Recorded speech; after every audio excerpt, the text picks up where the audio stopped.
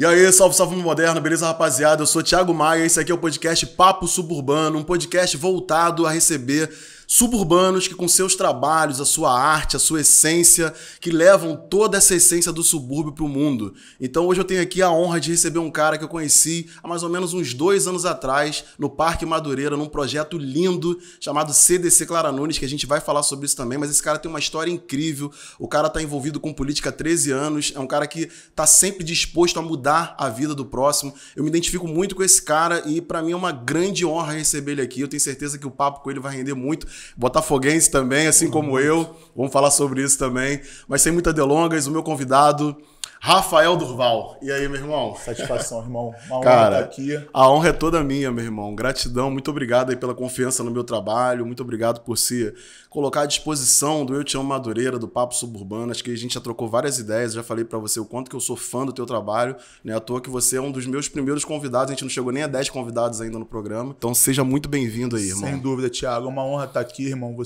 trabalho que você faz é um trabalho maravilhoso. Valoriza não só o subúrbio, né? Toda a região do subúrbio, Madureira e adjacência. É gratificante realmente estar aqui. E o que você faz merece muito destaque também, porque é importante para a gente que faz esse trabalho, não só como moradores, os locais, né? Mas a gente que faz um trabalho aqui nessa área também é importante ter pessoas como você que valoriza e atrai o olhar bom, né? Positivo das pessoas de fora ao nosso território. Podcast Papo Suburbano e Eu Te Amo Madureira é voltado pra isso, né? Pra gente falar do que a gente tem de melhor, cara, assim. Porque eu vejo muitas pessoas falando, Madureira é perigoso, a Zona Norte é perigosa. Sobre isso. Mas a violência tá em todo lugar. E assim, a gente tem. Eu não quero camuflar que não tem um momento ruim, que não tem o perigo. Só que eu acho que a nossa história, a nossa cultura... Aqui tem tantas pessoas como o Thiago, o Rafael, dispostas a mudar a cara do subúrbio de alguma forma e de fazer pelo próximo. Então, assim, eu acho que a gente tem 98% de coisas boas e 2%, 3% de coisa ruim. Então, estamos aqui para valorizar o que a gente tem de melhor. E você é o que a gente tem de melhor, irmão. Pô, muito obrigado, então, irmão. Gratidão. A gente tá, com Muito certeza, obrigado. muito feliz de te receber aqui. Também estou muito feliz. Cara, como a gente tá falando de papo suburbano, a gente vai falar sobre muitas coisas. Vamos falar um pouco da tua trajetória de vida, dos teus trabalhos, das tuas paixões. Mas vamos começar pelo papo suburbano, pelo subúrbio, pela zona norte do Rio de Janeiro. Como que começa a tua história com a Zona Norte? De onde você vem? Conta um pouquinho da tua história pra mim com o subúrbio carioca. Então, Thiago, o subúrbio tá na raiz, na minha veia, né, cara? Eu nasci criado em Marechal Hermes, subúrbio, né? A área é boa também. Muitas histórias, muita cultura também tem ali. E, como eu falei, criado em Madureira, trabalhei em Madureira com meu pai, iniciei o trabalho muito jovem, aos 9 anos com meu pai. Meu pai era camelô aqui na região de Madureira. Então, tinha uma fábrica de calçados, onde eu trabalhava com ele, minha mãe, meus irmãos também trabalhavam com meu pai. E ali já pude desempenhar um trabalho, né, e estar nas ruas com meu pai também trabalhando como camelô. Desculpa te cortar, que a gente vai debatendo e conversando. Sim. Eu vou te perguntando. Você disse que tinha uma fábrica e teu pai era camelô. Vocês fabricavam o calçado, teu pai fabricava e vendia na rua, era isso? Isso, meu pai é um percussor, cara. Meu pai em Madureira é muito conhecido, né? Meu pai foi um dos iniciaram um trabalho de camelô em Madureira. Lá atrás, meu pai é um cara fantástico, Luiz Fernando da Silva, é um cara que merece também muito respeito. Ele foi uma liderança muito tempo atrás, né? Com muito trabalho, ele foi conquistando as lojas dele. Meu pai hoje tem as lojas dele, cresceu na vida também. É um cara que merece também meu respeito e minha admiração que eu tenho. E por muito trabalho, depois de muito tempo como camelô, muito tempo a gente ralando, a gente conseguiu avançar um pouco na vida, teve as lojas. E hoje meu pai é um cara também que está bem resolvido na vida dele. Então o subúrbio vem para minha vida, e Madureira, mais especificamente Madureira, através do meu pai como camelô. Mas você sempre morou em Marechal. Sempre Marechal. Chegou a morar, o mais próximo que tu morou aqui de Madureira foi Marechal. Marechal. Mas sempre aqui em Madureira, tanto que teu pai trabalhava aqui, né? Sim. E quantos irmãos, cara? Essa família é de quantos irmãos? Meu pai Paraíba é brabo, cara. Ele tem 6 filhos, de 6 mulheres diferentes. O cara é bom. Que isso, irmão. Isso, eu sou filho único da minha mãe, né? Filho único da tua mãe, mas tu tem mais 5 irmãos paternos, par de pai, né? isso. E tu tem contato com esses irmãos? Tem, meus irmãos são Cresceu próximos. junto com eles? Sim. Você é o quê? Do meio, primeiro? Eu sou o mais novo dos homens, né? Legal. São quantos homens e quantas mulheres? São 3 homens e 3 mulheres. Legal, Eu tenho uma irmã mais nova de 18 anos também. E como é que é a tua história com a tua mãe? Como é que era a história da tua mãe? O que tua mãe fazia? Minha mãe é a maior referência que eu tenho na minha vida, Thiago. Minha mãe é... Meu pai foi a figura ali que me ensinou a ser homem, né? Assim, me ensinou as malandragens de ser homem ali do dia a dia. Mas o que eu devo de ser resolvido como pessoa e como homem mesmo de caráter, graças à minha mãe, a criação dela, Dona Rosângela, né? Vendia salgadinho ali porta em porta também, fabricava salgado. Então é uma mulher que eu tenho muito orgulho, né? Hoje já está passando muito difícil, delicado. Minha mãe perdeu a visão de uma vista, né? Está com outra vista debilitada também. Mas é uma coisa que a gente está trabalhando aí para melhorar um pouquinho a vida dela. A tua mãe tem quantos anos? Minha mãe tem 59, fez 60, agora 16 de julho. 16 de julho faz 60 anos aqui. Então, assim, é uma pessoa que eu tenho referência na minha vida como tudo, uma centralizadora ali que me ensinou a ter caráter, ter responsabilidade, ser um bom pai. Né? Até hoje ela me ensina muito também, apesar de estar passando muita dificuldade. E como é que foi a tua infância, cara, em Marechal? Assim, o que tu lembra que é marcante assim para você? Quando você volta lá atrás, você fecha os olhos agora, você lembra você lá com 8 anos de idade, 10 anos de idade. Como é que foi essa infância na Zona Norte, em Marechal Hermes? Rapaz, como eu falei, né, Thiago? Eu trabalhei muito cedo, então a infância foi muito curta, né? Reduzida, ela foi muito reduzida. A lembrança que eu tenho com meus amigos, que são poucos, né, ali da minha rua ali, era o Jefferson, o Eduardo, o Felipe, que a gente brincava com futebol, aí tinha aquela parte da capoeira, que a gente brincava na rua ali. Muito legal. Essa parte que eu tenho, essa referência que eu tenho. Mas teve que ser encurtada, né, por questão de eu ter que começar a trabalhar muito cedo com meu pai, e a gente não teve muita infância. Sim. Mas o pouco que a gente teve foi bem aproveitado e foi. E como é que você amigos. fez para conciliar estudo? Você estudou, se formou, Estudei. segundo grau, Sim, primeiro grau. Como é que você fazia ali para se dividir entre trabalhar com teu pai e estudar? Então, Thiago, minha mãe me cobrava muito isso, né? Meu pai, ele sempre, todos os filhos dele, até as meninas, ele exigia que trabalhasse para mostrar a realidade, né? Então minha mãe falava, vai trabalhar, mas vai ter que estudar também, se vira.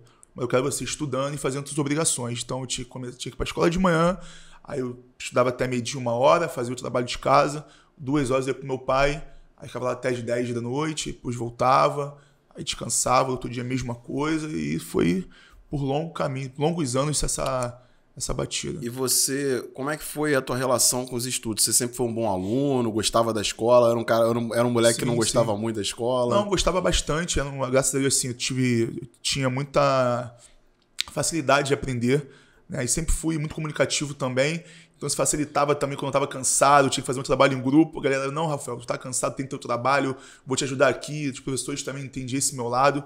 Eu sempre trouxe a minha vida para dentro de onde eu estava, né? Eu nunca quis negar o que eu fazia, né? E quando eu falo do camelô e as lojas, nesse meio do caminho veio o empreendimento noturno do meu pai, adulto, né? Sabe? Pode fazer. Como é que é? Empreendimento adulto. Casa da Luz Vermelha? Casa da Luz Vermelha. Então aí minha vida aí gira essa chave aí, né? Gira essa chave e gira muito. Então minha vida aí mudou nesse ponto, determinante nesse ponto. Assim, se você me permite, o teu pai foi casado com a tua mãe? Você chegou a morar com o teu pai e com a tua mãe? Até que tempo? Meu pai é casado no papel até hoje com a minha mãe, né? Mas de corpo são separados há 25 anos. Né? Mas, como eu falei... Você tá com quantos anos, Rafael? 34. Mas nunca deixou de ser um cara que... Meu pai era um cara que honrava os compromissos dele como pai. Sim. Né? Mas não tinha tempo. Hoje eu entendo que ele não tinha tempo de dar o amor e o carinho como o pai dá para um filho, como eu faço com meu filho hoje. Eu tento ser diferente, eu tento levar o que meu pai me ensinou, o lance do trabalho, daquela pegada, mas eu trago para o meu filho também o lado do pai, do carinho, que eu não tive do meu. Mas hoje eu entendo que meu pai também não teve como dar isso, porque era muito trabalho. As coisas mudaram muito, né? Muito, irmão? E a criação dele é essa de cobrança. Meu avô cobrava muito ele, então ele era assim, se formou assim. Então a tendência é ele cobrar sempre a gente para trabalhar muito. Você tá falando isso, eu tô pensando aqui na minha relação com meu pai. Eu tô me identificando um pouco com a tua história, porque o meu pai, a minha mãe e meu pai me tiveram muito cedo. Tanto meu pai quanto minha mãe tinham 17 anos. Eu também fui pai com 17 anos, pra tu ver como é que a história vai ser. Olha que coincidência também. Sim. Meu pai também foi camelô.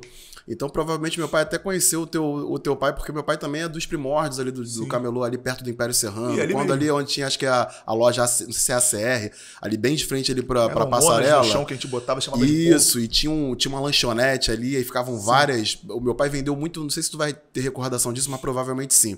Muito aqueles carrinhos de flexão, tinha do Batman, tinha vários, e meu pai vendia muito, que antigamente era muito na moda, aquelas bolsas de papelão, que eram de vários desenhos diferentes. Era uma bolsa que não é bem essa bolsa de papelão de hoje em dia, mas era uma bolsa que ela era muito decorada, ela tinha um formato de papelão. Meu pai vendeu por muito tempo essa bolsa e quase ninguém tinha. Acho que ele ia buscar na cidade. Bacana. Então, tu tava falando isso, eu tô me identificando e também lembrando que eu não lembro, cara, lá atrás de eu ouvir o meu pai falando, eu te amo, meu filho, como eu falo pro meu filho todos os dias, cara. Eu tenho um filho de 21 anos e eu tenho um filho de 6 anos. E, cara, se eu falo com o meu filho de 21 não mora comigo. Se ele me liga 2 vezes por dia, 3 vezes, 6 vezes ele me dá a bênção quando liga e a bênção quando desliga e me diz eu te amo todas as vezes, assim. Sim. E é uma coisa que eu também tenho com meus filhos que eu não tinha com meu pai. Porque, o que você enxerga? Foi essa tecnologia, essa modernidade, tanta informação? Por que as coisas eram assim no passado? Por que você enxerga que eram assim? Como eu falei, né? Meu pai teve essa criação, né? Meu avô criou ele dessa forma. Então, meu pai também é um cara que a gente comete erros no meio do caminho da nossa vida, né? A gente sabe que o homem é falho. Sim. Meu pai teve o erro dele, né? De se envolver com várias mulheres, né?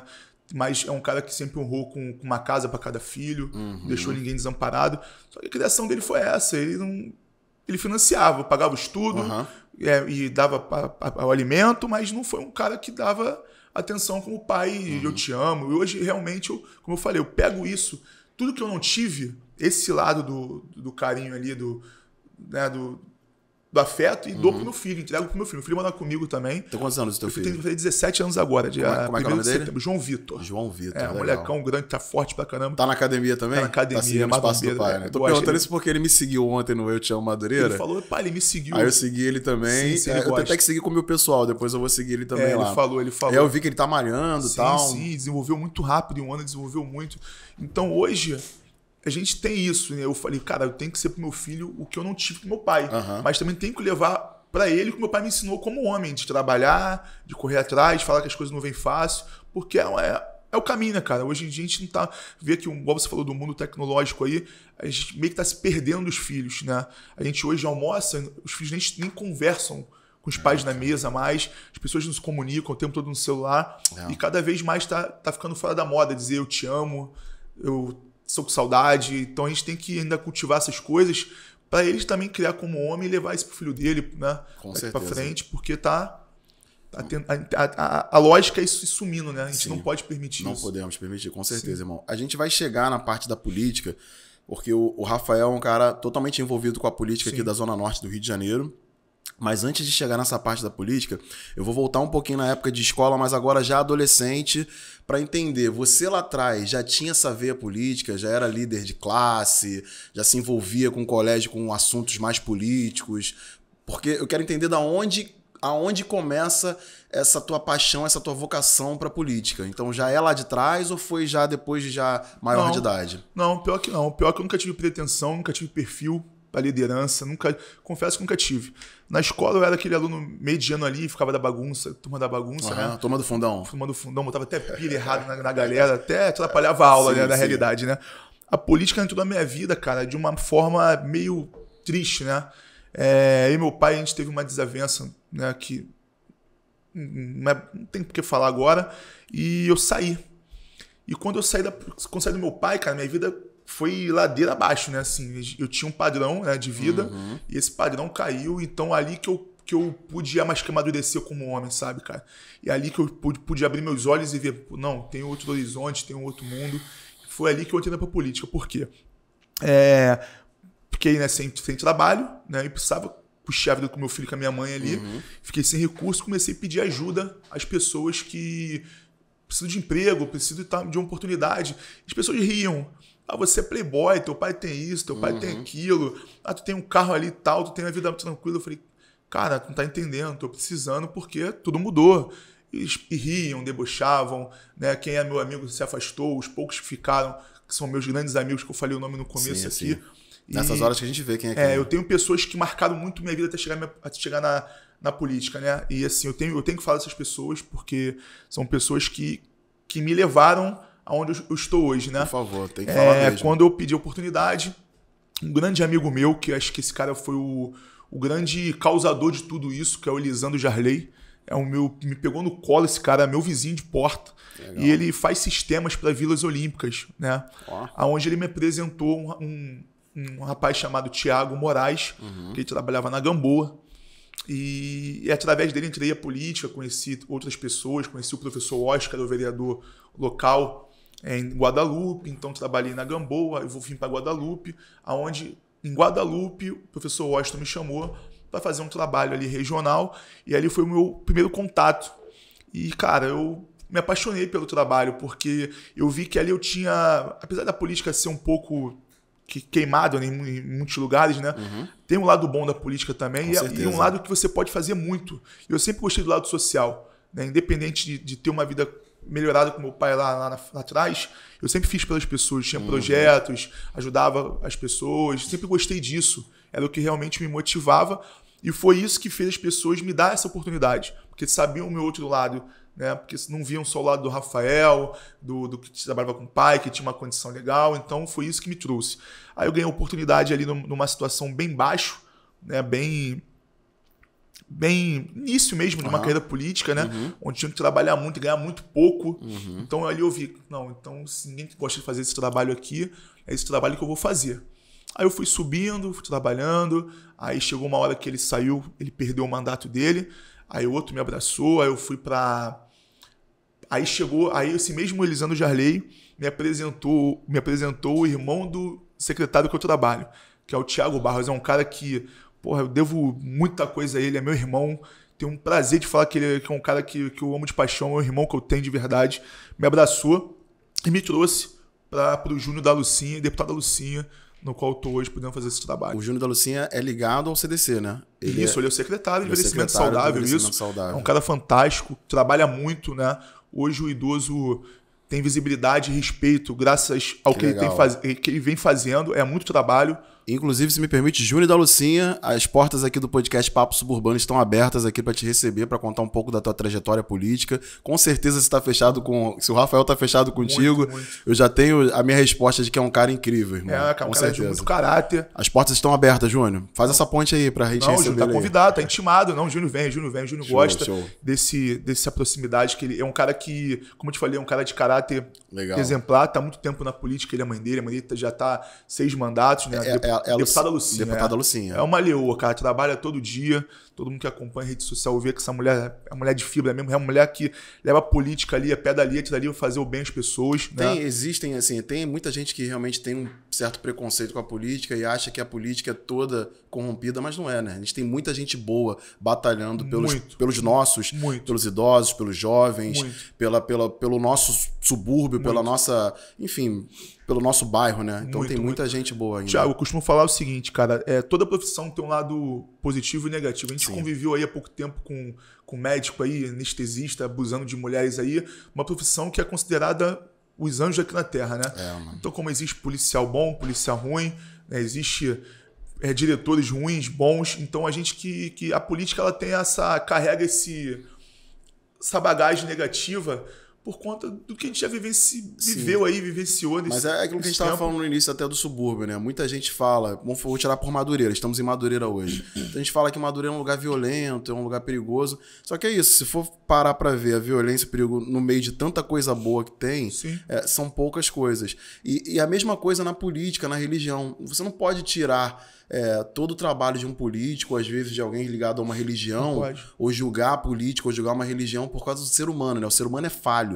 Então vai ter ser humano sem caráter em qualquer religião, em qualquer política, em qualquer partido, assim como vão ter pessoas que estão realmente querendo fazer diferença na vida do próximo. Sem dúvida. E às vezes o que é bom pra você não é bom pra mim. Total. Às vezes eu defendo uma causa que pra você não é legal. Total. A gente tem que respeitar, né? A gente hoje vive aí esse racha que a gente está tentando se curar, né? Que os povos se dividiram e a gente precisa entender que não tem negro, branco, gay, hétero, é um povo só. Né? A gente precisa estar alinhado nisso e quebrar esse discurso de ódio que não interessa A ou B fez, mas a gente precisa mudar isso, porque a sociedade necessita que olhem para a política como algo que seja benéfico à sociedade, não a si próprio.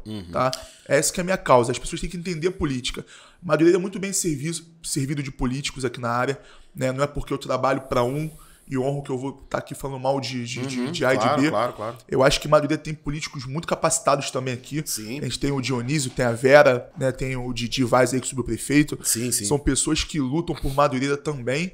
Então eu acredito que como a gente veio, né, da Zona Oeste, e o Júnior hoje também é de Madureira, é do subúrbio também, eu tô aqui representando ele.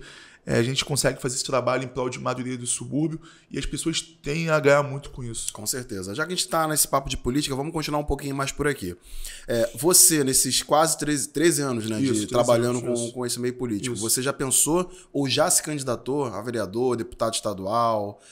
Tem pretensão ou você quer ficar mais ali trabalhando nas beiradas ali? Quando eu digo nas beiradas, não desmerecendo, tá, irmão? Sim. Às vezes não estando diretamente ali de frente, mas o cara que tá sempre agindo e trabalhando em prol. Mas você tem essa vontade de se candidatar ou só de trabalhar mesmo com a política? Tiago, a gente que trabalha com a política na frente ali, com cargo de confiança, claro que a gente sonha andar um degrau, subir um degrau a mais, né? Só que eu trabalho para um time muito grande, cara. A gente trabalha para Eduardo Paes, para Lucinha, para o Júnior. Então hoje o que eu penso, o que eu quero é honrar essas pessoas que confiam no meu trabalho. Né? E se um dia as portas se abrirem e for da vontade deles, Rafael, é o momento, eu acho que você tem um perfil, acho que você tem que vir, quero que parta deles. Legal. São pessoas que eu quero honrar, porque eu não consigo me desprender de pessoas que eu sei que eu tenho que estar ali perto fazendo o bem, sabe? Pessoas que fazem o bem pelas pessoas. Eu não consigo. E realmente o grupo que eu trabalho é um grupo muito bom, eu tenho que valorizar isso. Legal, cara. Agora vamos falar um pouquinho do CDC, porque também está totalmente ligado com isso, né? Eu conheci você através do CDC Clara Nunes, que é esse projeto lindo. Nem vou falar, vou deixar você falar. Resume um pouco para mim do que é o CDC Clara Nunes. Cara, a Casa de Convivência, ela é um trabalho da Secretaria de Envelhecimento Saudável, né? Que o secretário é o Júnior. São 7 casas de convivência, vai abrir o 8º agora. Não tinha em Madureira. Né? O Júnior achava um absurdo isso, porque um templo como Madureira não ter nada voltado para o idoso, né? E a gente lutava para trazer isso para cá. E a gente ouvia de próprias lideranças políticas que aqui não funcionava esse trabalho com velho, né? Igual falavam para mim. Isso motivou muita gente a falar assim, o secretário, não, cara, vamos montar em Madureira, porque Madureira não tem nada voltado para o idoso. O idoso suburbano, ele é carente de atividade, de lazer voltado a ele. Porque é diferente, Thiago, você colocar um projeto que ele é aberto para todas as idades, ou de 40 a mais, ou só para o idoso. É diferente, né? A Casa de Convivência ela é um trabalho, cara, que ela vai além de uma atividade física, uma atividade cultural. Ali a gente resgata o ser humano, Thiago. Ali tem uma equipe fantástica, a gente consegue captar esse ser humano para casa e ali passa por uma entrevista de assistente social, psicóloga, e a gente passa a conhecer as Marias, as Joanas, as Anas a fundo, sabe? Não é só uma pessoa que faz inscrição, chega ali, pratica uma aula, a gente dá bom dia e tchau. Não é assim. Ali a gente analisa o ser humano, a gente conhece a raiz dele. Por que ele é assim? Por que ele tem essa depressão? Por que ele tem essa tristeza? A gente busca isso, né? Então a Casa de Convivência ela é um resgate ao ser humano. Quando a gente fala de qualidade de vida, a gente fala sobre isso. De trazer essa pessoa de volta à vida. Porque o idoso ficou aí na pandemia excluído de muita coisa. Né? Ele estava taxado a morrer, a família se distanciou deles. Né? Então hoje a gente tem essas casas, né? Mais precisamente a nossa, que é do subúrbio, como uma base de resgate dessa pessoa e essa pessoa conseguir se resgatar como é que eu vou explicar? Ser humano mesmo e trazer de volta a família dela. Sim, eu cheguei a conversar com alguns idosos, eu estive lá em 2 coberturas, né? Uma, inclusive, a gente vai lançar também bem próximo junto com o teu podcast, que foi o aniversário, né? Do CDC. E eu tive a oportunidade de conversar com alguns idosos, assim, que contaram histórias incríveis, assim, que muitos até se curaram da depressão, assim. Pessoas que com a pandemia perderam parceiros, perderam às vezes até filhos. Sim. E estavam em depressão sem conseguir sair do sofá e o projeto transformou completamente a vida. E não foi só 1, 2, 3 pessoas que eu ouvi falar isso, foram várias, assim. Sim. A Casa de Convivência ela é voltada para a convivência do idoso, né?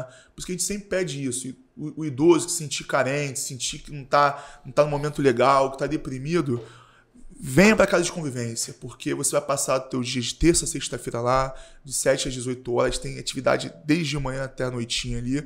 Então você vai conversar, você não pode estar com a mente vazia. É isso que a casa de convivência tem que oferecer. A convivência, essa troca de experiência. E é esse que eu falei sobre o resgate do idoso e da família, porque eu, como filho, eu não quero ver minha mãe com depressão em casa. Né? Eu quero que minha mãe esteja feliz. Com certeza. Né? Então a gente precisa trabalhar. Com Concorda? certeza, com certeza. Então, muitos filhos que trabalham encaminham sua mãe para casa de convivência. Lá é um espaço realmente que vai fazer bem a sua mãe, o seu pai, os seus avós. E a nossa maior vitória é ouvir de pessoas como você entrevistou, que a gente trouxe de volta ela a vida, que trouxe de volta a alegria de viver, a autoestima, o autocuidado, que é pra gente o principal do nosso trabalho, cara. É a maior vitória, é o troféu do nosso trabalho. Rafael, fala um pouquinho das atividades que os idosos encontram lá no CDC. Tiago, hoje a gente oferece mais de 20 atividades lá, entre física e cultural e psicomotora também. Né? Tem yoga, tai chi, pilates, funcional, alongamento, dança seresta, coral inglês, mídia digital, né? Porque a maior dificuldade do idoso às vezes é mexer no celular ali. Lá a gente ensina ele a mexer no celular, se defender de golpe, que a gente sabe que é perigosíssimo, né? A gente teve até uma matéria na Band agora alertando sobre isso, que o secretário participou. Que incrível, né? Sobre o golpe da internet, o golpe do telefone. Incrível. Então, muito bom. Eu aconselho sempre os idosos participar dessa aula, ficar esperto. E são mais de 20 atividades. Aproximadamente, quantos idosos lá na CDC Clara Nunes? Lá a gente tem 400 idosos cadastrados, né? Atendimento chega a 7.000 atendimentos mensais. Que legal. Né? Porque o atendimento ele acontece por cada atividade que ele participa durante o dia. Aí faz a contagem e assim a gente tem o quantitativo do mês, né? E a gente hoje atende em mais ou menos 7.000 atendimentos mensais. Além das atividades, o projeto oferece alguma ajuda, tanto de saúde mental, psicológica, ou até mesmo alguma ajuda financeira, alguma bolsa para os idosos? Então, Thiago, o projeto ele tem assistente social, né? Nossa querida Isabel, tem a Patrícia, que é psicóloga. E através dessa filtragem, a gente consegue analisar o idoso que não tem renda ou que está precisando de um apoio, né? Uma assistência, seja ela qual for. E ali nossa equipe ali faz contato com outros órgãos para tentar ajudar essa pessoa. Né? Nossa secretaria também tem um cartão que dá a final do ano para esse idoso, né? Poder ter um pouco de dignidade ali, poder fazer o Natal dele. Tem as rendas que, como o idoso que não tem renda nenhuma, ele tem acesso. Mas isso aí é só através da análise do assistente social. Né? Hoje a gente tem o idoso, o agente experiente, que é o idoso experiente, que a gente consegue estar empregando aí, vai até ter um aumento agora do salário deles, que a gente pega esse idoso que não tem renda e distribui eles nos órgãos e nas casas de convivência para ele desempenhar uma função que ele consegue se adequar ali, uma coisa bem leve. Né? Esse valor está 300 e alguma coisa, vai para R$500 agora, ajuda muito, né? Para quem não tem renda. É 3 horas por dia de trabalho, é super leve, ele faz o que ele consegue fazer mais fácil, de forma mais fácil, não tem muito trabalho ali para ele, muito mistério. E a gente tenta levar esse tipo de renda. Na saúde, como eu falei, quando a gente tem uma confiança de um secretário, né, por trás da gente, a gente consegue ter acesso a outras secretarias. Né? E eu, graças a Deus, eu tenho muitas portas abertas, né, como no INCA. Você presenciou uma situação lá na casa. Eu até lá. falar sobre isso. Achei interessante que no último evento que a gente estava cobrindo, do CDC, do aniversário, você estava lá totalmente envolvido. De repente, apareceu uma vaga para um idoso e você saiu correndo para... Pois é. Esse assunto até me emociona um pouco, Thiago, porque assim, mexe com a gente que trabalha nessa... Né? Ali não é só um idoso, cara. Ali podia ser minha mãe, podia ser minha avó. Total, então a gente acaba se entregando ao trabalho, né? Desculpa até a emoção, porque realmente mexe muito. Foi uma idosa que, entre outros lá, né? Foi uma idosa que a gente tem um carinho enorme, que é a Nelly. Ela foi diagnosticada com câncer no útero, né? Já estava virando metástase e a gente conseguiu, através do CIGEG, que é acho que é o CER o nome agora, né? Ela é o 95 da fila. Caramba, né? 95. Ou seja, uma pessoa com metástase, isso aí é praticamente você carimbar a morte da pessoa ali e dar o tempo para ela morrer, que é muito curto, né? E eu, cara, graças a Deus eu fui na pessoa certa. Eu fui até meio abusado porque eu conheci essa pessoa através de uma outra pessoa e eu fui e encontrei essa pessoa no lugar, eu fui até essa pessoa e falei, cara, eu fiquei sabendo que você é o cara e você tem que me ajudar. Tu é maluco? Você é doido? Te conheço. Não, mas eu te conheço, preciso de ajuda. E, cara, calma, toma um café aqui. Aí conheci a pessoa, é um cara do governo, né, federal, então é federal Legal, ele. legal. Então ele me apresentou o diretor do INCA, o cara foi super solícito comigo, o cara ficou encantado assim, a nossa busca por lutar por alguém que não é nosso, né? Normalmente não acontece isso. E esse cara me ajudou muito, eu sou muito grato a ele. Ele vem no INCA, fui, levei ela, as coisas tomaram um rumo muito rápido assim, a gente conseguiu operar ali um mês. Que né? legal, E hoje já tá curada, tá fazendo só a químio agora para realmente acabar com as chances de voltar, né? Ela tá até preocupada que perdeu o cabelo, mas hoje ela entendeu que o cabelo faz parte do processo perder.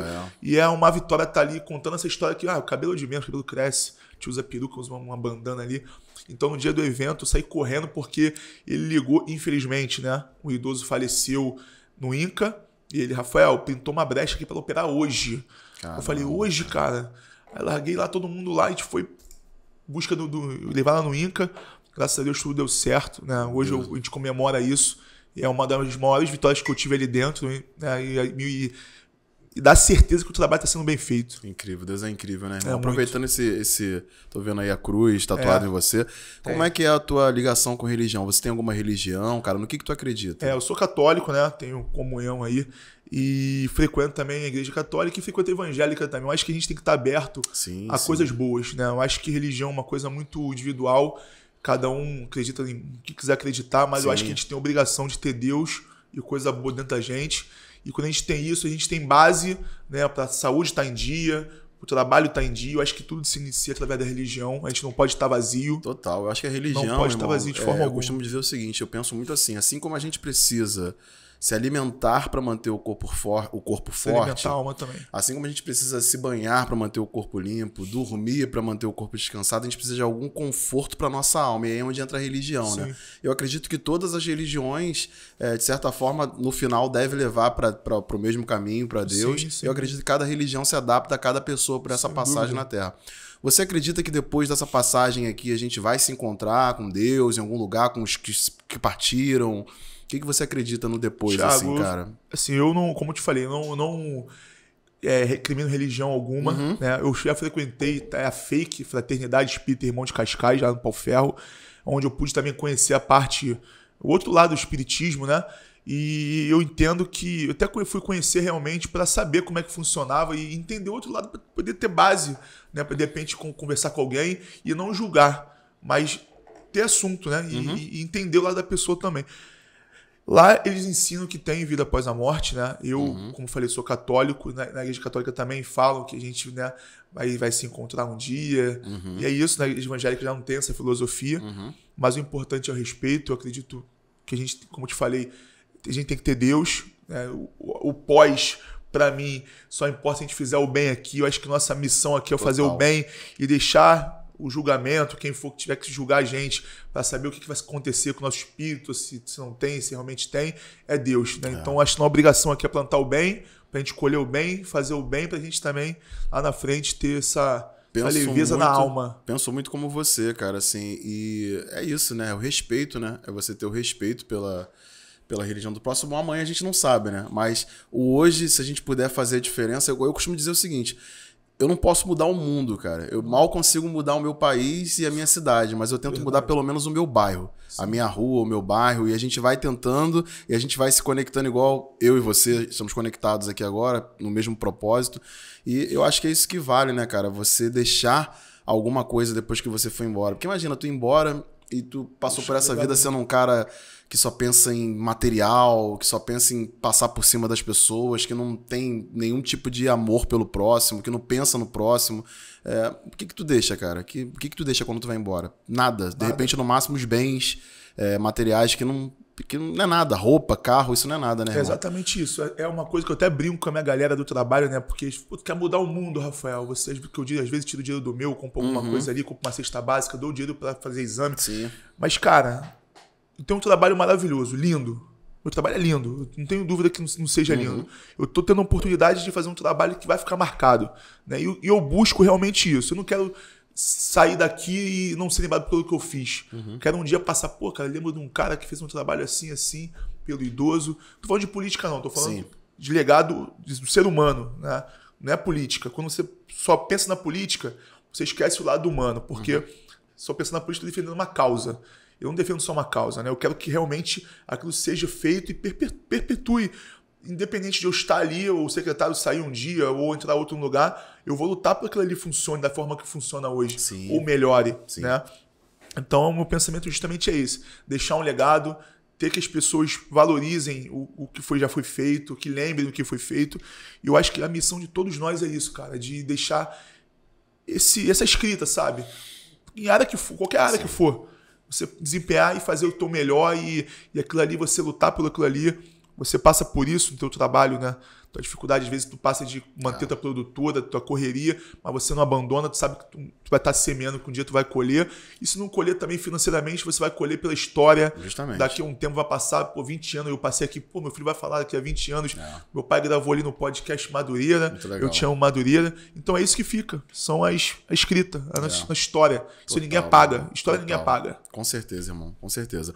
Eu tenho muitas coisas para te perguntar ainda, mas vou voltar só mais um pouquinho ali no CDC, porque você contou essa história tão legal aí da dona Neri, e eu imagino que devem ter várias histórias impactantes. Assim, conta mais alguma história assim impactante, assim, de alguma vida impactada mesmo por esse projeto, assim. Cara, assim, eu costumo dizer que aquilo ali é um aprendizado diário, né, Thiago? Aquilo ali, na realidade, pra gente é muito mais útil, às vezes não, quase sempre, pra gente absorver o que o idoso oferece do que o que a gente oferece pra eles.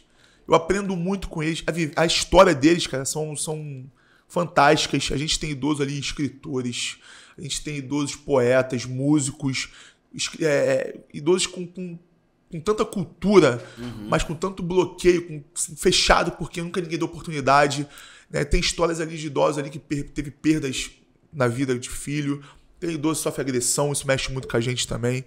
Tem idoso que sofre agressão de filho, tem idoso que filho pegou empréstimo no banco. São essas coisas que vão marcando o trabalho e vão aumentando fomentam a nossa luta por justamente melhorar essa condição do idoso, sabe? De não deixar ele sofrer mais isso, abrir a mente dele para ele não sofrer mais isso. Então, se eu vou falar história impactante, que vai ter várias. Porque eu acredito que depois dos 60, Thiago, acho que todo mundo é muita história, é muita luta, é muita coisa boa e muita coisa ruim que já passaram. E quando ele passa isso pra gente, cara, a gente consegue ver que eles já viveram na vida deles ali de negativo.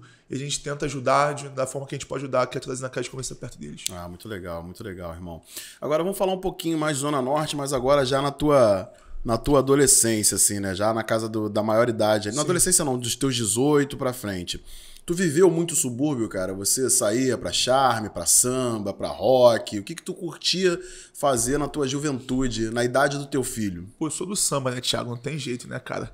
Botafoguense sambista, né? Portelense Império, meia de cada um ali. Então eu fui criado no Império, na Portela. Meu pai também teve ligação no samba também, né? Meu pai foi presidente de escola de samba. Ih, que legal, Unido de Lucas, né? Muito legal. Presidente, o pai fez um pouco de cada coisa, ele fez tudo ao mesmo tempo, né? Então eu fui criado nesse meio. Samba, música. Então é realmente que eu lembro do subúrbio, que eu vivi do subúrbio é isso, né? A parte cultural e música. E hoje, qual é a diferença assim, que você enxerga notante, assim, por exemplo, da tua idade para o teu filho?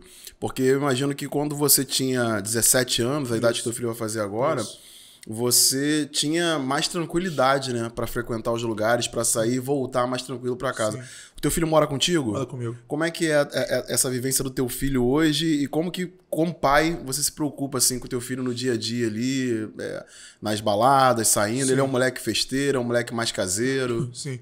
Então, Thiago, minha mãe também tinha essa preocupação comigo, né? Mas ela confiava muito em mim, né? Do que eu era, do que eu já mostrava o caráter que eu tinha. E eu tinha uma personalidade muito, muito forte, decidida o que eu queria pra minha vida. Meu filho vive numa geração hoje, infelizmente, que tá mais perigoso, né? A gente tá vivendo um mundo hoje que a violência tá dominando, né? Isso é assustador.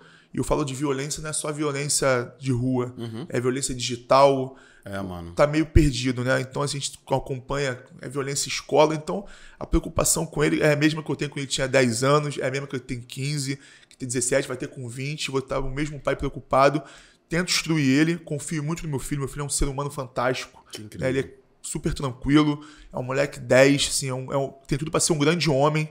Me orgulho muito de ser pai dele, eu falo até isso pra ele, porque ele é um cara que realmente é tranquilo. Não tem um que não gosta do meu filho, que ele é realmente tranquilo. Legal. Eu quero que ele continue assim, respeitando as pessoas. É um parceiro da minha mãe, pô, cuida da minha mãe pra caramba. Vocês moram os 3 juntos? Isso, você, sua mãe e isso, ele? Isso. Legal, é um cara. parceiro que a gente tem, ela tem, né?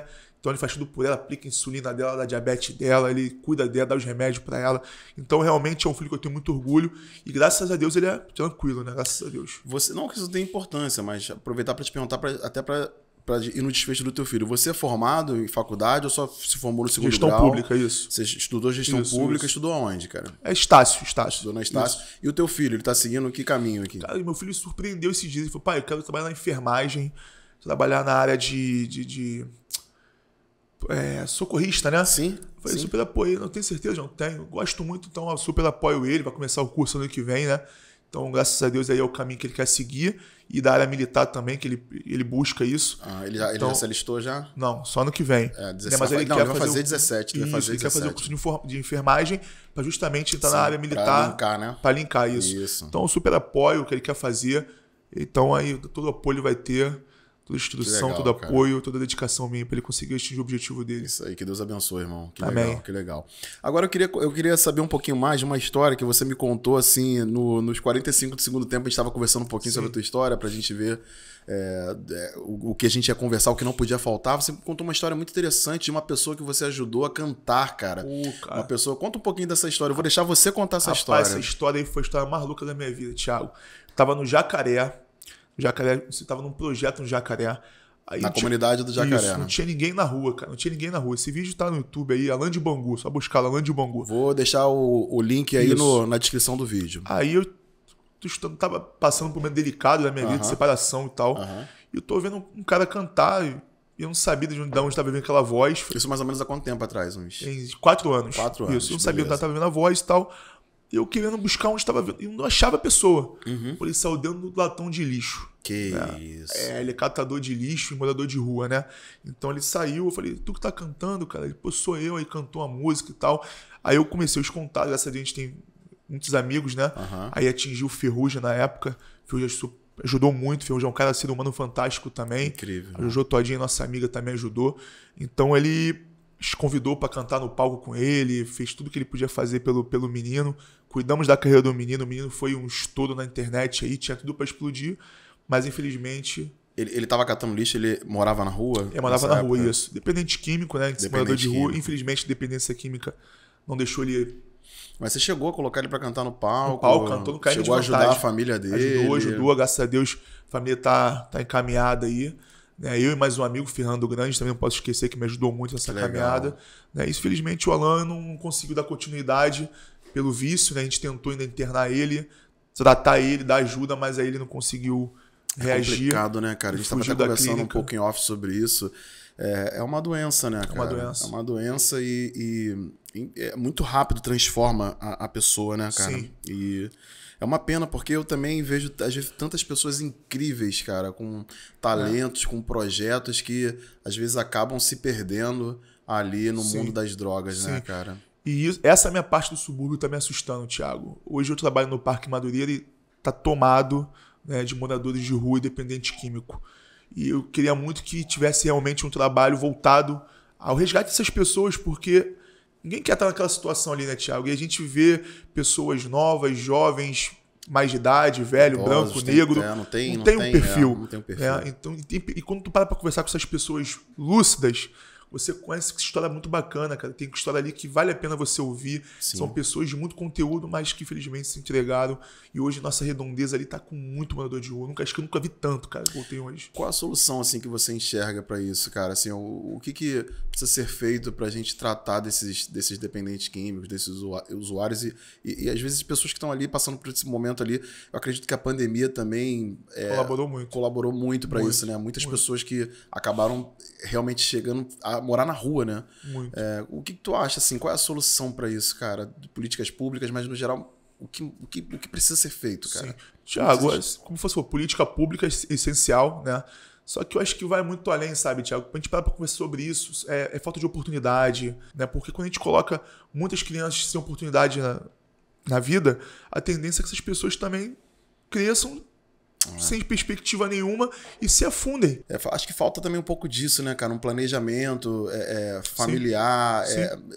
Além de toda estrutura que o governo, quando entra nas comunidades com projetos sociais, com saneamento básico, que é o mínimo, né? Porque eu sou cria de comunidade e hoje eu vejo que as coisas mudaram muito. E eu cresci na Serrinha, né? Muitos amigos que cresceram comigo, cara, hoje já morreram. Eu tenho muitos amigos, como o Hamilton Fofão, que é sambista, vários amigos que foram salvos pela cultura, pela arte, pela música. Mas muitos amigos, cara, que se perderam, assim. E por falta de estrutura, porque às vezes não tinha um projeto social, não tinha uma música na vida, não tinha o mínimo para poder progredir na sociedade, né? E aí acaba virando refém das drogas, é muito complicado. Então acho que falta isso, né? Um pouco mais de projetos, né? Que envolvam desde o início não só o jovem, mas desde a mãe e da família, né? Para se estruturar até como que vai cuidar dessas crianças, né, cara? Sim, foi o que você falou, Thiago. Se cuida muito da pessoa de rua, de quem está na rua. Eu acho que a gente tinha que procurar prevenir aquilo ali. Eu acho que a gente tinha que olhar mais para as famílias, sabe? Para evitar que chegue até aquele ponto ali. Eu trabalhei em Deodoro, eu tinha ali 100 cursos do SESC Senat para distribuir para a comunidade do Muquiço, né? Eles recebiam para estudar uma bolsa de R$300, tá? E eu tinha que garimpar quase... pedir, implorar para ter cadastro dessas pessoas para fazer um curso muito caro, que a gente ganhava esse curso, e um curso renderia para eles um mecânico de caminhão, um mecânico de ônibus, com salário de 5, 6 mil reais. A própria mãe desse adolescente não deixava de fazer, porque ele tinha que alimentar os irmãos da casa, ele tinha que trabalhar no sinal vendendo água, ele tinha que estar ali trabalhando para carregar o dinheiro do dia. E se ele estudasse, ele não ia conseguir trazer renda para casa. Então acho que isso é sobre isso. A família tem que estar conectada, tem que ter estrutura, tem que ter uma política voltada a essas famílias, para ter um controle, para dar assistência a essas mulheres, para ter saneamento, porque só assim, cara, a gente vai conseguir esvaziar as ruas. Porque não adianta a gente só olhar para um morador de rua. Não adianta a gente só fazer isso. A gente tem que olhar para dar onde, o que acontece para aquela pessoa chegar ali. E dali começar a prevenir para a gente conseguir reduzir isso, porque tomou um rumo muito grande, e tem muito morador de rua. Eu nunca vi tanta pessoa na rua. A gente estava falando até que a pandemia ajudou, né, um pouco mais nisso. E como que foi a pandemia para você, cara? Assim, o que mudou na tua vida? Deixou alguma marca? Porque eu vejo tanta gente ainda, não é o nosso caso, mas tanta gente que não aprendeu nada com essa pandemia, cara. Continua egoísta, só pensa em si. Como foi a pandemia? Como te impactou, né, no geral, com teus projetos? E o que deixou de marca para você, assim, cara? Quando a pandemia iniciou, eu estava no MIESM, em Campo Grande, na Zona Oeste. Então, pra gente, não impactou tanto a nível de trabalho, né? Porque lá é um espaço gigantesco, as atividades pararam. E no começo, assim, estava muito duvidoso. O que era a Covid, né? Graças a Deus, não perdi ninguém na minha família, não perdi amigos muito próximos ali, mas conheci gente que perdeu muita coisa. É impossível não ter aprendido com a pandemia. Acho que qualquer ser humano ali, com o mínimo de discernimento, aprendeu muita coisa, né? A gente sabe que, infelizmente, as coisas voltaram, mas não voltaram como deveriam voltar. Mas parece que realmente muitas não aprenderam também, né? Quando a gente, na meio da pandemia, que a gente reabriu a casa de convivência, também foi uma dificuldade muito grande pra gente. Foi no finalzinho ali que a pandemia estava se mantendo ali na linha, né? O secretário teve a missão de abrir logo as casas de convivência. A primeira casa que abriu foi Madureira. Aí foi um desafio muito grande. O CDC, claro, não foi o primeiro de todos, dos 8? Foi o primeiro, 8, né? Reabrir. Reabrir. As casas, a gente abriu... A primeira casa que reabriu foi Madureira. Aí foi então o CDC ele é antes da pandemia, né? Não, pós-pandemia. Tá, ele pegou a pandemia em andamento ali. Aí depois teve que parar em um momento. A gente pegou o finalzinho da pandemia ali e o início da vacinação, que a gente pôde reabrir as casas de convivência. Fael, não tem como não notar, né, que você malha, você é um cara bem forte. Entrei pra academia recentemente, tenho aí mais ou menos uns 2 meses que eu tô malhando, né? Mais até para cuidar do condicionamento físico, porque antes da pandemia eu gostava de fazer jiu-jitsu, jogava basquete pelo menos uma vez por semana, no ruim, 3 vezes por mês eu tava na quadra jogando. E a pandemia meio que parou com tudo, né? Foram quase 2 anos, acho que mais de 2 anos sem praticar nada, irmão. E agora eu voltei pra academia porque eu tava trabalhando, às vezes, segurando a câmera de 2 quilos e 2 horas depois eu já tava com o braço doendo, subia a escada, ficava todo cansado. Qual é a importância de cuidar da saúde e como que a academia impacta na tua vida? Então, Thiago, eu vim do jiu-jitsu, né? O primeiro esporte que eu fiz na minha vida foi o jiu-jitsu, né? Legal. Aí tive uma lesão de ligamento, LCA, onde eu tinha que deixar o esporte. Aí eu conheci a musculação, onde, né, eu faço mesmo não faço para fins estéticos, mas faço para cuidar realmente da saúde, porque realmente acrescenta muito a minha qualidade de vida. E quando eu trabalho com idosos, você vê eles reagindo, você tem que falar, não, calma, não posso parar, não posso desanimar, não tem que ser igual a eles. Então eu faço hoje com o incentivo deles também. Legal. Porque eles me animam, eles me incentivam, porque eu olho um idoso de 80 se cuidando, eu falo, não posso ficar atrás, né? Então eu cuido realmente por nível de saúde. E quanto tempo que você malha já? Malhar uns 8 anos, 9 anos. 8 anos? Isso. Sempre foi, antes de malhar já era troncudo, forte? Sempre gordinho. E como é que é a tua rotina de treino? Tu malha quantas vezes por semana? 6 dias na semana, 6 vezes na semana. Caramba, cara. Segunda, sábado. Segunda, sábado. Mas competir tu não compete, né? Não. Só pra... Só no jiu-jitsu competia mesmo, mas depois da lesão a gente não pôde competir. O jiu-jitsu nem devagarzinho agora dá Não mais. dá, Chegou a se graduar, pegou... Graduado, fui roxa, jiu-jitsu. Legal, cara. Mas a lesão no joelho atrapalhou, a gente não pôde dar continuidade. Eu fiz jiu-jitsu por muito tempo também. Eu cheguei a ter tatame em casa, comprei tatame. Só que eu cheguei na azul, cheguei a graduar azul. Tenho muita vontade de voltar a treinar de novo, mas a correria tão grande. Até pra academia já é difícil, cara. Eu não tô conseguindo ir... A gente tá, até o Thiago da produção aqui, hein, Thiagão? Tá malhando também comigo. Quantas vezes a gente vai por semana? 4 vezes no mínimo. 4 vezesinha, né? Por semana, né? Já tá ajudando bastante. 2 meses, cara, já senti, assim, a diferença. Muito bom, muito bom. Não tô fortão ainda como você, isso, mas também. eu tô com um condicionamento, assim, com mais disposição, cara. Eu geralmente malho 7h30, 8 horas da manhã. O combinado é 7h30, né, Thiagão? Mas sempre atrasa um pouquinho, né? 30 minutinhos, 40, né? Todo dia, né? Mais 10 minutinhos, irmão. Mas eu tô sentindo uma grande diferença, assim, cara, na disposição. E o legal de malhar de manhã é que parece que o dia rende mais. Quando você malha à noite, tu já fica destruído, né? Porque já tem um dia todo... Tu geralmente tem um horário certo pra malhar. Como é que tu faz? Então eu já sou o inverso, né? Eu à noite consigo render mais, porque já tá bem alimentado durante o dia. Eu consigo pegar mais peso durante a noite.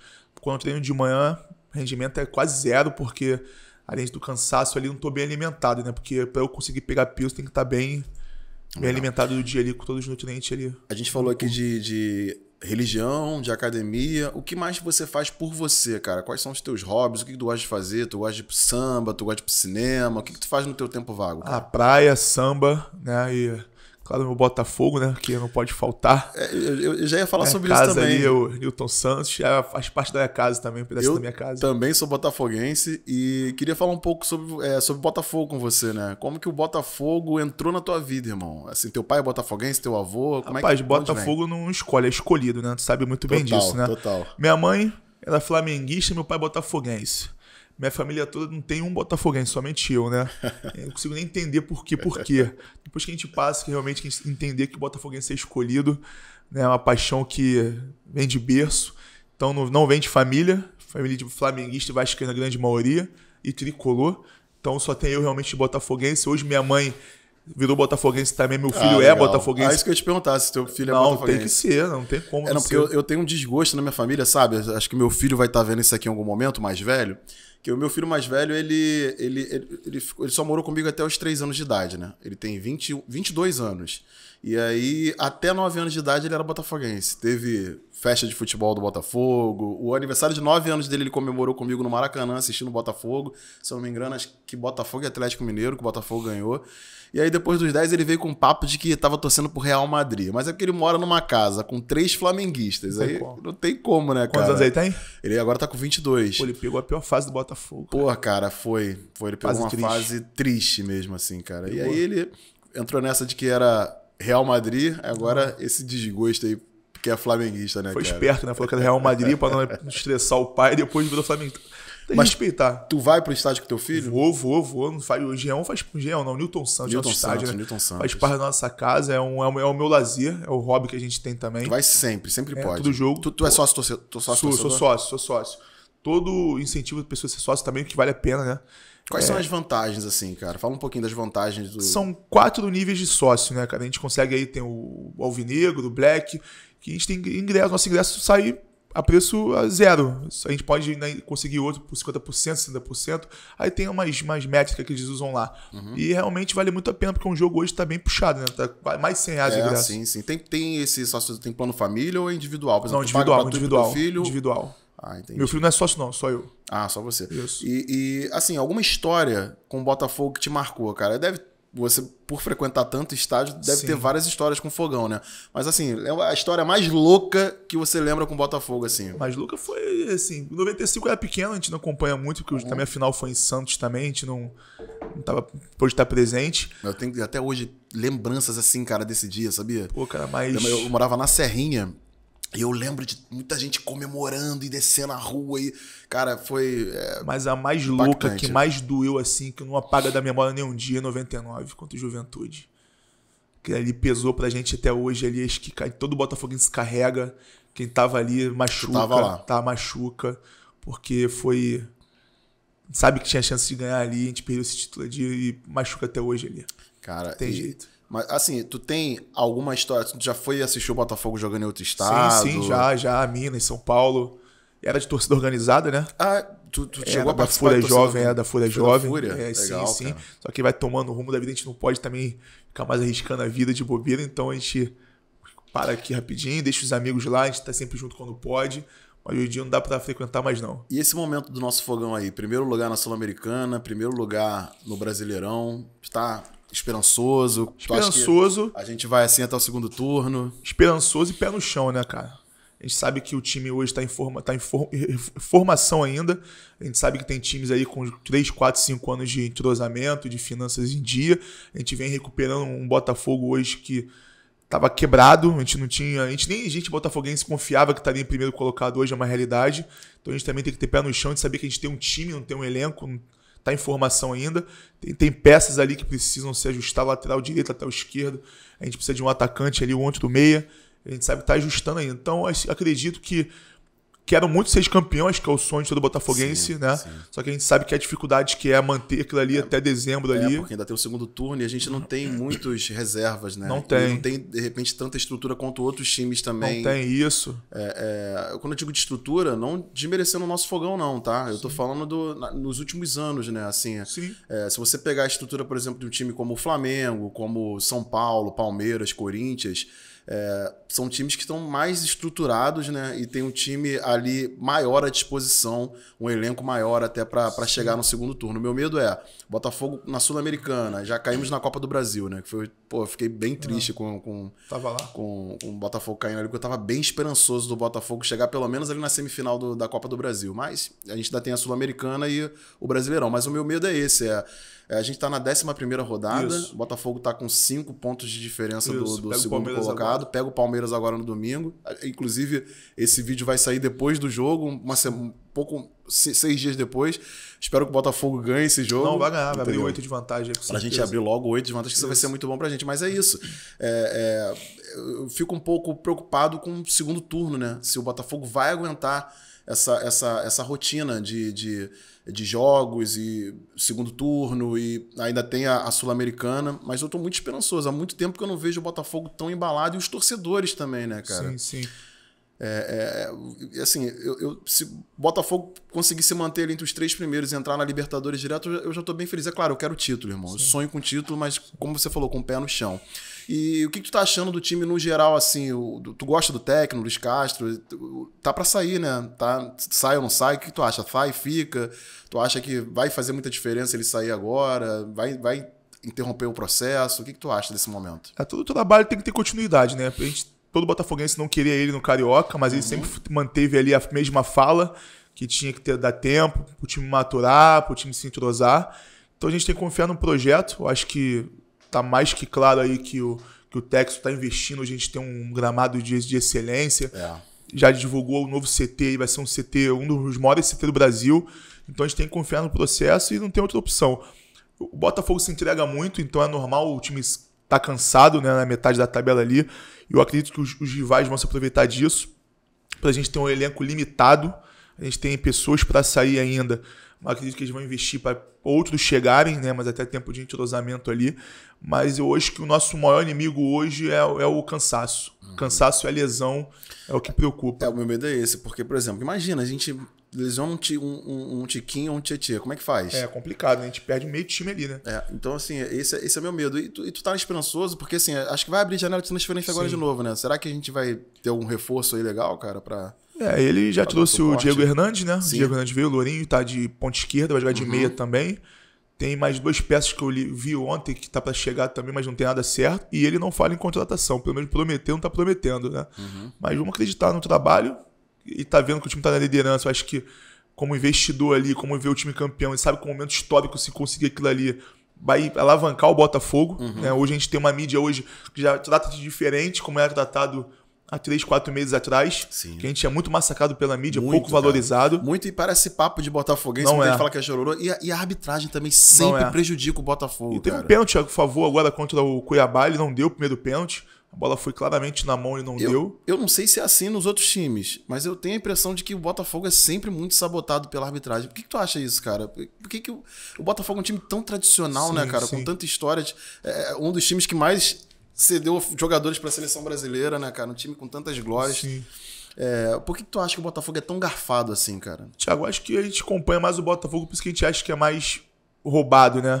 Porque todo time também passa por isso também. Eu acho que nossa arbitragem é muito fraca. Né? A gente perde, chama o VAR, hoje demora 7, 8, 9 minutos para chamar o VAR. E muitas vezes não chama. Não chama e o VAR ainda erra. Tem essa dificuldade ainda. Eu acompanho o futebol europeu, o VAR resolve tudo em 2 minutos, muito rápido. Se a gente tem o mesmo recurso, tem o mesmo fundamento, o mesmo pensar, como é que demora 8, 9 minutos para resolver aquilo ali? Então acho que a nossa arbitragem ainda precisa melhorar muito, ainda profissionalizar, que muitos não são profissionais da arbitragem, né? Tem outros empregos. Então acho que tem que começar por aí, profissionalizar essas pessoas para tentar diminuir o máximo de erro, porque isso condena um trabalho, joga um trabalho fora. Uma partida que perde ali acaba com um projeto muitas vezes. Total. Então acho que hoje o Botafogo já sofreu muito isso, né? A gente sabe que quanto doeu aí os 3 cariocas que a gente perdeu pro Flamengo, e eles mesmos sabem que o lance do Chororô foi porque, né, eles usam isso, mas foi 3 placares duvidosos. Né? O Dodô lá meteu o gol no final, depois teve outro impedimento lá no outro gol do rapaz. Então, enfim, mas prejudicado a gente sempre foi. Somente pela Ferg, né? A Ferg parece que odeia o Botafogo, né, cara? Odeia, né? Não gosta de jeito nenhum. Foda, né, cara? Pô.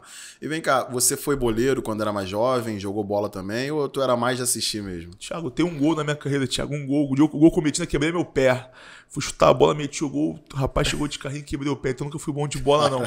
Era o centroavante ali que esperava a bola, dono da bola, né? Uma vez eu levei uma rapaziada, rapaz, do subúrbio da minha área, rapaz, pra jogar futebol lá em São João de Meriti. Apostei dinheiro pra jogar, rapaz. Levei um time. Comprei camisa. Perdemos de 20-0 pros caras. Os caras jogam porrada, hein? O cara era do Garro, o nome do time deles. Era um time experiente de São João de Meriti, eu não sabia. Caraca. E eu comecei a apostar e achando que dava pra ganhar. Minha rapaziada chegou lá, perdemos de 20. Mas a parte boa que teve churrasco, depois sopa lá, bebeu cerveja, pampa também, foi a parte boa da porrada que a gente tomou. Muito legal, né? Essas experiências são marcantes na vida, É né, bom. irmão? E vem cá, hoje tu tá morando em Valqueire, né? Isso. Valqueire ainda é Zona Norte ou já é Zona Oeste já? Ali é Zona Norte, ali é meio, né? É perto de Jacarepaguá, perto do Guanabara da já, Intendente, né? ali. Ali tem endereço que bate Bento Ribeiro, bate Valqueire. Né? Tem essa parte ali. A gente jogou na Barra da Intendente. Quanto tempo tu tá ali em Valqueire? 29 anos. E como é que é o bairro, assim? Eu conheço, sabe que eu conheço pouco do Valqueire, cara. Eu queria conhecer um pouco mais. O Valqueire é um bairro com... Por exemplo, aqui nós temos escolas de samba, temos o Parque Madureira, temos esse comércio. O que a gente encontra ali no Valqueire? É um bairro mais residencial ou tem também uma cultura, uma história ali o movimentada? Valqueire tem muita história, né? Do Valqueire tem esse nome... enfatiza muita coisa. Eu não acompanhei a história do Valqueire, não sei de ponta a ponta a história. Era respeitado pelas agências de carro que tinha, vendia muito carro ali. Hoje se tornou um polo gastronômico. São muitos bares que tem ali, bares legais. A tradição acabou, né? Mas a igreja. A tradição, ela, eu até vi recentemente, ela ainda tá participando dos carnavais, né? Mas ela sabe dizer se ela continua por Valqueires? Não, Valqueires não existe tá mais, né? não.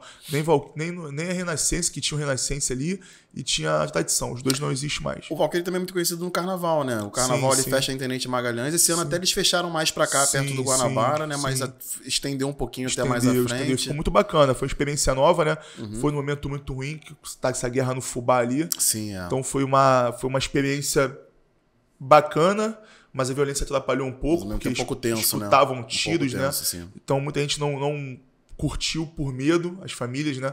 E reclamaram que foi transferido para lá. Mas a gente sabe que existe um trabalho ali voltado, um estudo, porque realmente é melhor estar ali.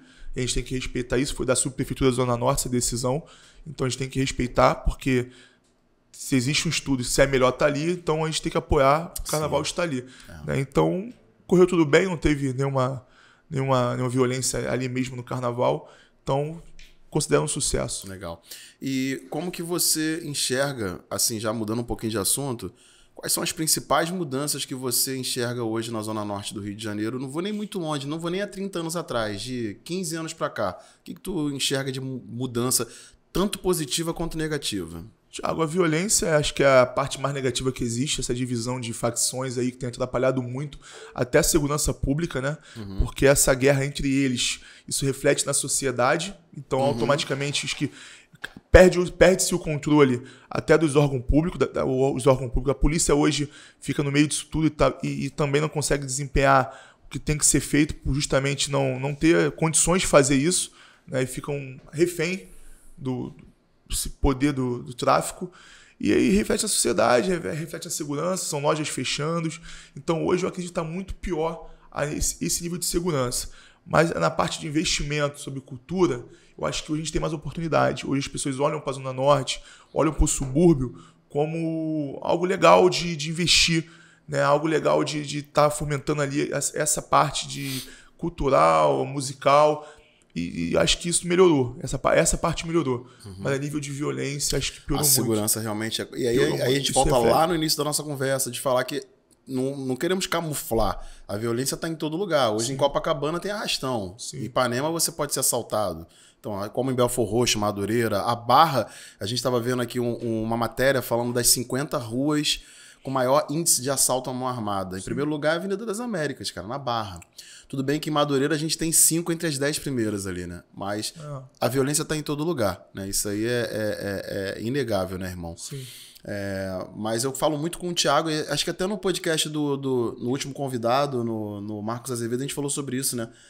O Thiagão da produção aí, cara, a gente frequentava muito show de rock, a gente ia para as festas da Rádio Cidade, então a gente ia às vezes rock na praia, rock na praça, rock na rua, a gente ia de Madureira para Botafogo, saía de Botafogo meia-noite, 1h da manhã, chegava em Cascadura, tipo 2h30, 3h da manhã e conseguia vir andando, cara, tranquilamente, sem nenhum perigo de sofrer alguma tentativa de assalto ou qualquer tipo de violência. Hoje em dia é praticamente impossível, cara. Se você vier 2h da manhã andando de Cascadura até o Mercadão de Madureira, tu tem muito mais chance de acontecer alguma coisa negativa com você do que não acontecer, cara. Muito, demais. Eu fiz muito isso. Eu ia pro Olimpo, na Vila da Penha ali, pegava o 918, esses 3 amigos que eu falei do início aí, o Felipe, o Jefferson, o Eduardo, a gente ia andando, cara, muitas vezes e tal.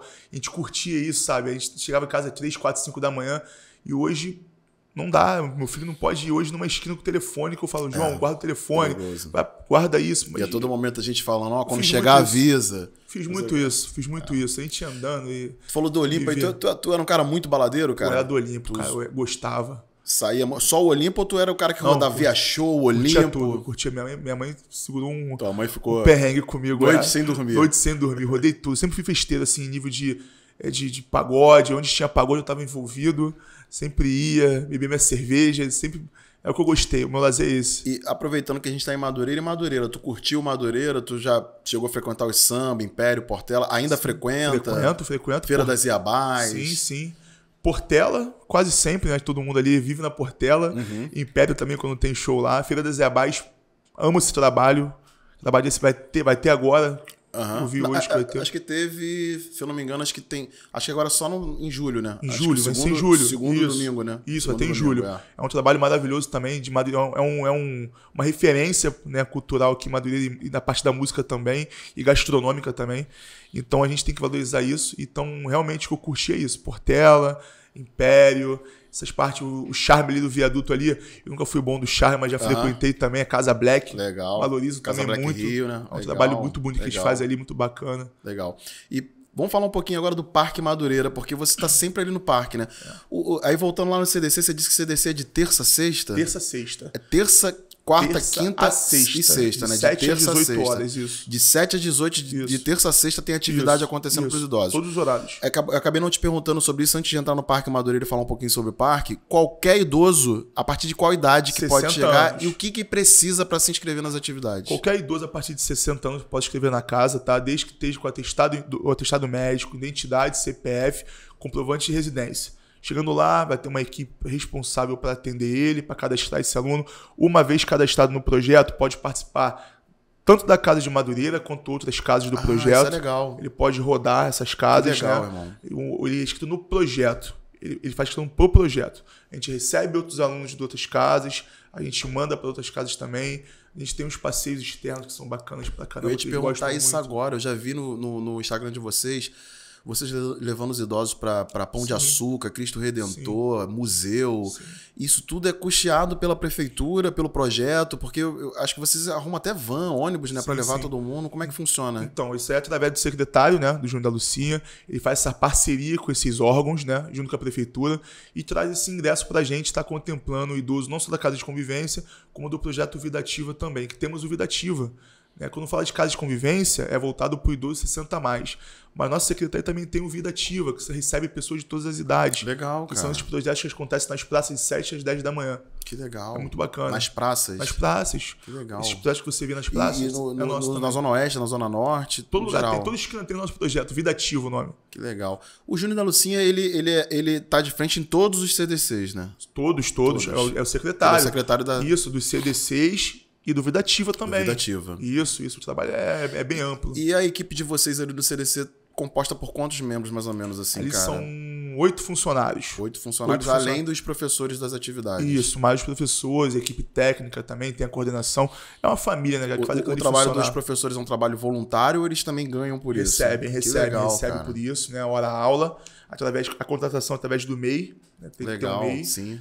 Isso, eu falo que eles são o pilar do nosso trabalho, cara. Não adianta ter um bom secretário, um bom diretor que sou eu, se a gente não tem um professor capacitado ali, que faça o que gosta ali, Sim. que faça por amor realmente o trabalho, né? Sim. E eles que seguram o nosso projeto de pé, né? Claro que toda a gente por trás ali, todo o trabalho, mas Muita é o gente professor envolvida que pra leva fazer todo o acontecer. conhecimento, todo o carinho ali.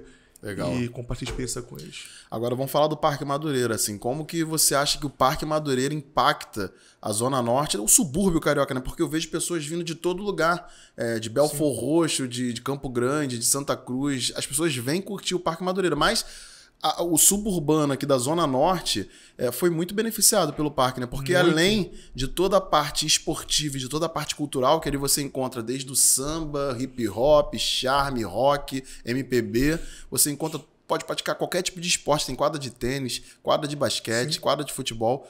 Como que você enxerga o impacto do Parque Madureira para o subúrbio carioca? Parabenizar o parque, né? Porque fez aniversário ontem, 11 anos de Parque Madureira. Incrível, irmão. É uma conquista absurda, assim, que o Eduardo Paes contemplou, né?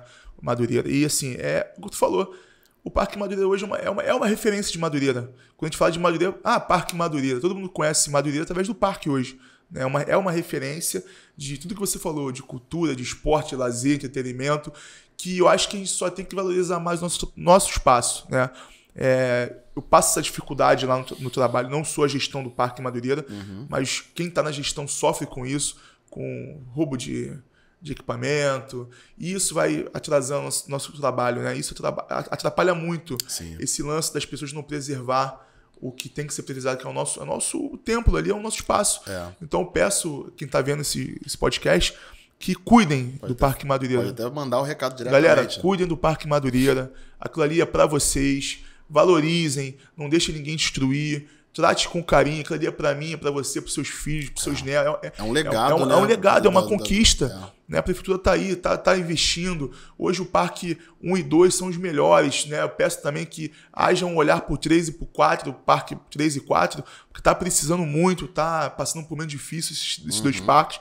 Falta segurança, falta iluminação, mas quando fazem a troca, eles levam a iluminação, eles quebram.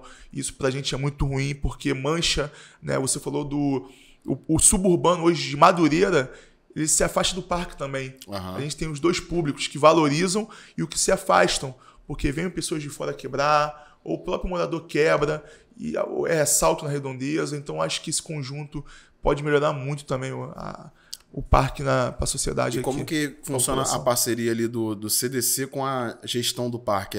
Funciona bem? Eu cheguei a conhecer o Cassete na época. Sim, e depois amigo. O Cidinho também. O Cassete, gente boa demais, e o Cidinho também, cara, é um cara incrível, que inclusive tá aberto aqui o espaço tanto pro Cassete quanto pro Cidinho. Cidinho é um cara, irmão, que tudo que eu Te Amo Madureira precisa dele, ele tá sempre disposto a ajudar, assim, cara. É um cara incrível, né, cara? Então, o Parque Madureira, ele é um órgão público, né, da prefeitura. Então ele cede os espaços que ele tem, como tem a nave do conhecimento, né, que é da tecnologia, tem a parte da cultura, que é na Fernando Torres, tem a nossa CDC, que é da envelhecimento saudável. Então ela tem os polos ali que da prefeitura dentro, né, do parque. Graças a Deus são duas gestões que não era política ao nosso favor, tá? Apesar de ser gestão do Eduardo Paes, pertencia a outro político. Sim. E sempre me receberam muito bem. O Cassete foi o primeiro que eu conheci, o Cassete, ser humano fantástico também, me recebeu muito bem ali. Depois eu convivi mais com o Cidinho também. O Cidinho, um cara que... O Cidinho. Não desmerecer o Cassete, é que eu não conheço tanto o Cassete quanto eu conheço o Cidinho. O Cassete é incrível. É um cara que também que já me ajudou muito. Referência. Mas eu conheço um pouco mais da história do Cidinho, cara. O Cidinho é um cara realmente... Muito ser humano fantástico. Diferenciado também. Cheguei lá, eu fiquei, cara, esse cara deve ser... Me recebeu super bem. Abriu espaços pra mim, né? Então foi me apresentando pessoas que seriam importantes pra minha caminhada. E é um cara também que conhece nossa política, e é amigo também da política nossa também. Isso facilitou muito. E a gente hoje faz um trabalho legal. A gestão que está lá hoje também é uma gestão muito bacana. Ainda não conhecia a nova, a gestão nova. Gestão legal. Cederam uma sala pra gente nova agora, temos um novo espaço, que a gente conseguiu estar com uma cozinha mais ampla. Que legal. Para aumentar o atendimento, a qualidade do atendimento. Sou muito grato também às pessoas que deram essa chave pra gente lá e essa possibilidade de aumentar a nossa casa. Irmão, infelizmente o papo tá chegando ao fim. Eu ficaria aqui mais uns 2, 3 blocos trocando ideia contigo, porque tem um cara com muito conteúdo e um papo bem bacana, de verdade. Mas eu tenho certeza que eu vou te trazer aqui outras vezes. Acho que em off a gente já trocou uma ideia, marcar contigo um dia para você vir aqui e trazer um convidado, quem sabe um idoso, e nós dois trocar uma ideia com essa pessoa. Então, o convite já está feito. Não preciso nem falar que eu estou à disposição, porque você precisar, não só com CDC, com qualquer coisa que você precisar de audiovisual, irmão. Tu sabe que tu pode contar comigo aí a hora que você quiser. Mas a gente está chegando ao fim, mas eu tenho 2 perguntas para te fazer ainda. A primeira é que preciso que você me indique um lugar na Zona Norte ou no subúrbio carioca que eu preciso conhecer, que eu não posso deixar de ir. Não preciso conhecer não, que eu tenho que ir. E pra gente ir junto, hein? Eu e você. Pô, pra ir junto? Pra ir junto. Tem que ser o Newton Santos, Botafogo. Newton junto aí, torcer pelo Fogão. Pô, legal. Essa honra tá do teu lado aí. Eu tô pensando em ir no dia 15 de julho. Eu acho que é Botafogo e... Não sei se é Bragantino ou Cuiabá. Enfim, acho que dia 15 de julho. Bragantino, né? 15 de julho. Tô querendo ir. De repente a gente pode ir nesse. Não, fechou, tá fechado. Então, marcado. Tá fechado. Então 15 de julho no Nilton. Fogão, mais vamos uma lá torcer Botafogo e o Fogão vai ganhar e vai se manter mais aí na liderança. Verdade. E algum outro lugar no subúrbio carioca assim que você frequente? O Nilton a gente vai, mas de repente quem tá assistindo que não é botafoguense, você fala, pô, mas eu não vou no Nilton. Indica um outro lugar aí do subúrbio carioca que é legal, que a pessoa não pode deixar de conhecer, cara. Rapaz, eu como bom pagodeiro, bom sambista, samba do chinelo ali em Pilares ali. Samba do chinelo, esse eu não conheço, chinelo, cara. Esse eu vou contigo também, então. Esse aí eu samba do chinelo. Toda segunda-feira. Segunda-feira, qual horário? Começa a partir das 7. E tu conhece a galera lá, os organizadores? Conheço. Pô, faz essa ponte, quem sabe de repente a gente não traz a galera aí pra trocar uma ideia. Vai gostar bastante. Samba do chinelo. Pô, legal. Toda segunda-feira. Então fica aí a dica do nosso amigo Rafael Durval, Samba do Chinelo. Pra galera gosta de música. E a gente vai lá curtir. Eu vou contigo no Nilton e vamos lá curtir esse samba lá no Samba do Chinelo. Tá intimado. Irmão, pra fechar, o que é ser suburbano pra você? Pô, Thiago, ser suburbano é ser guerreiro, batalhador, não desistir dos objetivos, pensar que tudo que vem pra frente é um desafio, se dedicar ao máximo. O povo suburbano tem essa característica de não desistir. Total. E é realmente o que me faz ter motivação a isso, sabe? De não desistir. E é o maior exemplo que eu tenho, são essas pessoas, ver essas pessoas, né?